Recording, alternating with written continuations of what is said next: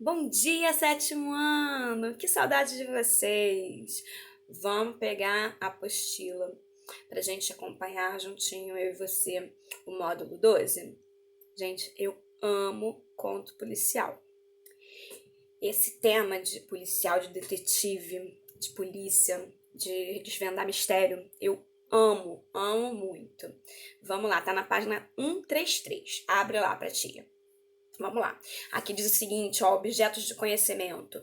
A estrutura do conto policial, a caracterização dos personagens, identificar o tempo e o espaço e a questão da função do detetive. Quem nunca brincou de detetive aí? Ah, é muito legal. De uma vez que eu brinquei, a minha filha, tadinha, ela não é criança ainda, né? Ela tá com 13 anos, mas ela ainda é uma adolescentezinha bem infantil, né? Bem criancinha. E aí a gente lá fez uma indicação do Alfred. Alfred é um mordomo famoso e tal, e ela não sabia fazer essa alusão, né? Que a gente tá falando, Alfred, pra saber que era mordomo e tal, pra dar uma ajuda, já que ela era criança, a gente queria ajudar ela a ganhar lá o jogo de tabuleiro. E a gente tenta falar, Alfred, Alfred, Alfred, que era pra ela saber que era um mordomo, mas ela não fez. E você? Você sabia que Alfred é um mordomo? Vamos lá. Aqui na página 134, tá assim, para começar, vamos juntinho com a tia, acompanhando que eu vou explicando, vou lendo aqui com vocês e explicando, tá bom? Diz assim, Senhora Violeta, na sala de estar com o castiçal. Essa sequência talvez pareça familiar para vocês, no caso, né? Porque é um jogo, é o tal jogo tabuleiro detetive. Ah, tem expectativa de mistérios, resolver esses mistérios e tal, de quem matou quem fez isso, quem não fez. Então, o desejo de resolver esses crimes e tal é muito interessante, é uma narrativa policial, né? É contar uma história, né? E a gente chama de. Tem romance policial, tem conto policial. O romance é um pouquinho mais extenso, o conto é um pouquinho mais curto. Eu, particularmente, gosto muito de conto, porque os contos eles são mais curtos. Não é porque preguiça de ler, não, porque dá. Por exemplo, se eu fosse ler a mesma quantidade de páginas, eu prefiro ler dois contos do que um romance, porque o conto começa, termina, enquanto o romance vai longe, eu sou muito ansiosa, né? Uma questão da minha personalidade mesmo.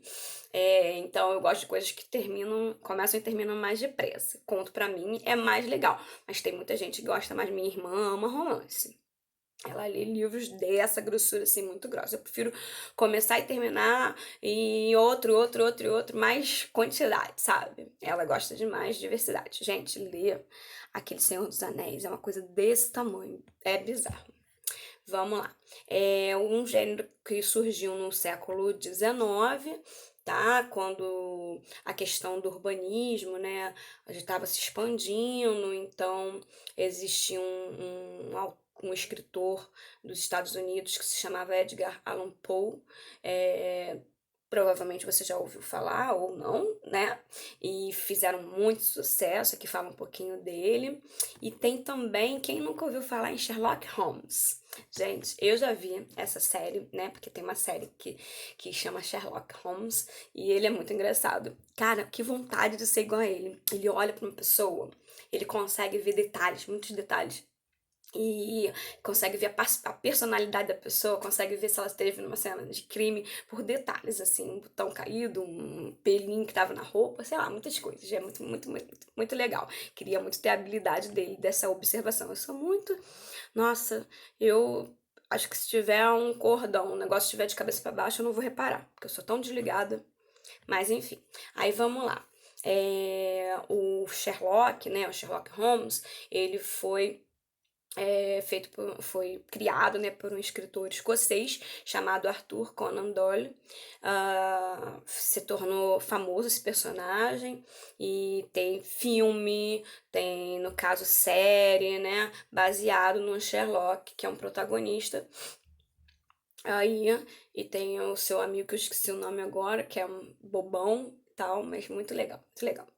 Ah, Aí a gente tem aqui, né, os jogos de detetive são baseados na resolução de mistérios, né, e mistérios variados.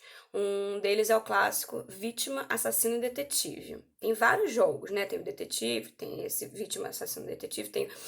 se a gente estivesse em aula, com certeza a gente ia brincar de vítima, detetive e assassino, certamente. Muito legal mesmo. Aí, né, no caso, claro, o assassino tem que matar com uma piscadinha assim, aí o detetive tem que ficar de olho. O legal é quando o assassino mata o detetive. Aí o detetive vai lá, ó, pá, e prende ele. É muito, não sei se vocês já jogaram. Se não jogaram, gente, faz aí na sua casa, você vai adorar. Vê na internet como é que é exatamente as regras direitinho, tá bom? Depois aqui a gente tem, indo para a próxima página, a gente vai falar aqui, ó, para relembrar.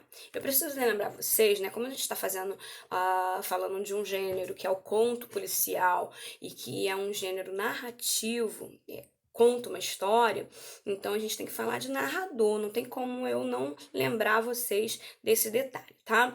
A gente tem aí um narrador onisciente, que tem o controle e conhecimento de toda a história, até mesmo dos pensamentos e sentimentos dos personagens. Tem aquele que é o observador, que narra de fora sem participar da história e não se envolve com a subjetividade dos personagens. Ele é objetivo, ele não sabe exatamente o que ocorre dentro dos personagens, tá bom? E tem o narrador personagem, que é feito em primeira pessoa, participa da história, se envolve com os fatos narrados e tem uma visão limitada, né, dos acontecimentos. Então, só quando a história vai ocorrendo na frente dele é que ele vai sabendo das coisas que estão acontecendo, tá? A gente vai falar aqui, eu tô no Para Aprender, tá? Vamos lá. Tem várias séries que eu amo, porque hoje um gênero, né, muito consumido é série. É claro, a gente tem séries de todos os tipos, né? A gente tem série de médico, série de terror, série. E tem a série policial, né? Que eu vou lembrar, não posso deixar de lembrar de estar falando de conto policial e lembrar das séries que eu vejo, que é claro que uma série, gente, os gêneros textuais, eles podem ser transformados, ou seja, um conto, um romance, ele pode virar um filme, ele pode virar uma série, como aconteceu com O Senhor dos Anéis, Harry Potter, né? Inicialmente eles eram livros e foram para a telinha do cinema. A mesma coisa pode acontecer ao contrário, pode ter uma série e um escritor decidir botar isso no livro, tá? Então, são gêneros diferentes, mas a temática, no caso aí, a gente tá falando de policial, tal, detetive, é a mesma. Então não tem como não fazer essas associações, tá? Vamos ver aqui, ó. Tem uma série de séries, né, que já tá falando disso, e com enigma a ser solucionado. Eu vi 2 vezes essa série inteira, que é PLL, Pretty Little Lies, acho que é assim que fala em inglês, tá? O espectador passa quase todas as temporadas tentando descobrir quem é A de Alisson, mas não é exatamente A de Alisson. Não necessariamente. É só uma letra de quem é o tal, a pessoa que vem mandando recadinhos para um grupo de meninas que teve a sua amiga morta, né, desaparecida e tal. E aí a gente só vai saber quem foi que matou e tal. Não vou dar spoiler, não quero falar muito, que se alguém nunca viu e quiser ver, apesar que eu acho que não é para a faixa etária de vocês. Mas mesmo assim tem pais, né, e mães que deixam ver e tal, e é bacana, muito legal. Aí a gente só descobre tudo lá para a última temporada. Ah, Depois a gente tem aqui, embora na série haja um detetive encarregado da investigação, é possível perceber que essa narrativa não pode ser classificada como policial.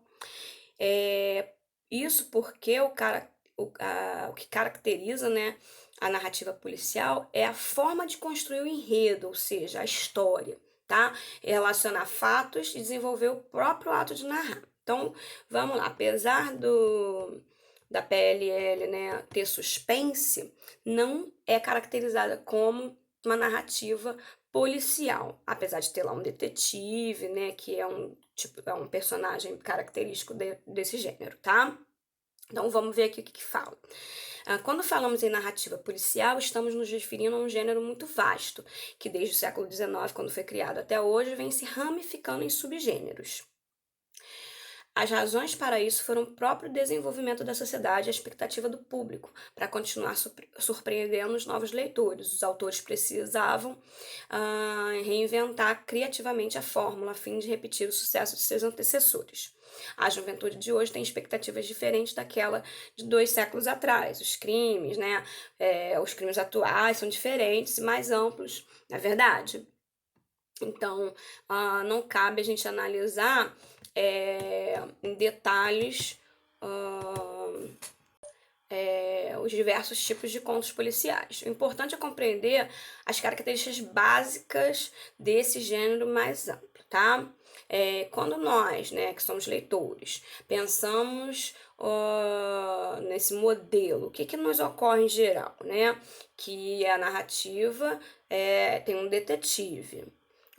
E embora que atualmente o papel daquele que investiga e desvenda o crime enigmático pode ser desempenhado por qualquer pessoa ou instituição. No caso lá da PLL, quem é que vai descobrir, as coisas, fazer esse papel mais acirrado de detetive, não é o detetive em si que é nomeado detetive, são as meninas, tá? Elas que correm atrás de descobrir as coisas. E aí, nas histórias clássicas, esse gênero romance policial, o papel do criminoso e do detetive são bem definidos. Normalmente se opõe à relação com a sociedade. Primeiro representa o mal, que é o criminoso, e o segundo o bem.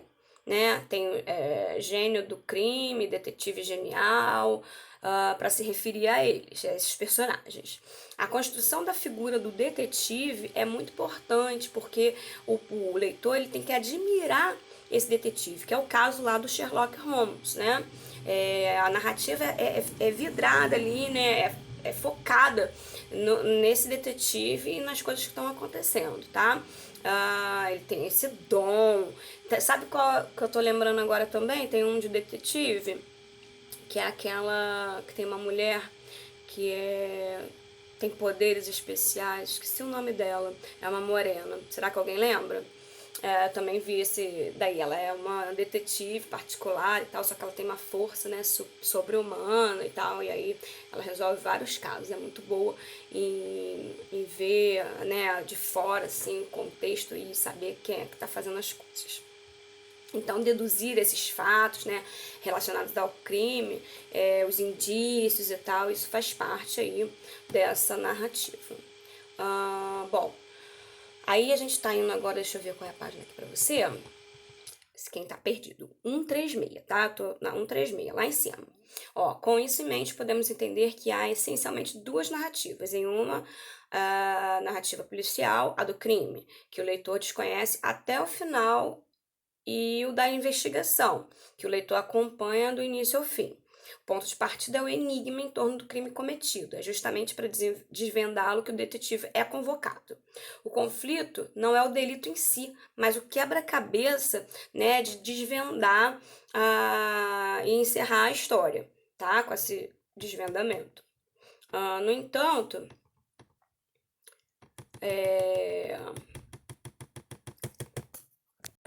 Bom, o leitor ele não caminha lado a lado na hora de ler com o detetive, né? Esse vai estar sempre um passo à frente. E a gente mesmo que está lendo vai só. A gente tem que causar aí uma revelação, tem que haver uma revelação inesperado. Então a gente vai pegando a trama, peça por peça, até chegar, à conclusão desse enigma. Bom, o narrador onisciente, ou seja, que sabe tudo, não seria conveniente, porque como a narrativa tem que vir aos poucos, um narrador onisciente aí não cai muito bem nesse tipo de gênero textual. Agora, um narrador observador é uma opção bem viável, uma coisa assim que é clássico, tá? Mas pode haver também aquele narrador personagem que tá ali contando a história, e aí tudo que vai sendo dito é só o que aquele personagem consegue enxergar, tá bom? Aí aqui para concluir, a gente tem: é importante que os fatos narrados, enquanto policial, obedeçam uma lógica impecável.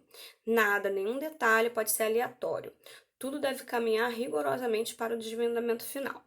O leitor ele vai pressupor conexões e tal, né? Até ele finalizar a leitura. E o detetive ele vai estar na frente, claro, né? Vendo os vestígios e surpreendendo aí o público com a sua revelação, porque ele vai tendo intuições. Às vezes isso é passado pra gente que tá lendo e outras vezes não. Mas aí quanto menos o que ele sabe é passado pra gente, vendo aos pouquinhos, mais surpreendente o final vai ficar pra gente. Então, quando você tiver que escrever uma narrativa policial, você tem que pensar você já vai construir a sua narrativa sabendo do final. Mas aí você vai construir dando um indício aqui,